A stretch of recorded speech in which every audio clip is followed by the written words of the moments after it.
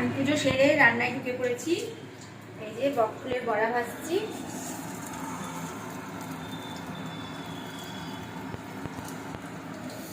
আজকে হবে বক ফুলের বড়া আর পালং পনির। পালং পনিরের সব রেডি করা আছে। বড়াটা ভেজেই পালং পনির বসিয়ে দেবো। মেয়ে স্নানে ঢুকবে, মেয়ে স্নান করে বেরোতে বেরোতে আমার হয়ে যাবে। আর এই যে পালং পনিরের সব রেডি করা আছে, এখানে সব বেটে টেটে রেখেছি। স্নান পুজো সেরে রান্নায় ঢুকে পড়েছি।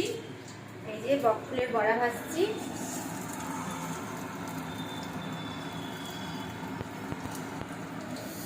আজকে হবে বক ফুলের বড়া আর পালং পনির। পালং পনিরের সব রেডি করা আছে। বড়াটা ভেজেই পালং পনির বসিয়ে দেবো। মেয়ে স্নানে ঢুকবে, মেয়ে স্নান করে বেরোতে বেরোতে আমার হয়ে যাবে। আর এই যে পালং পনিরের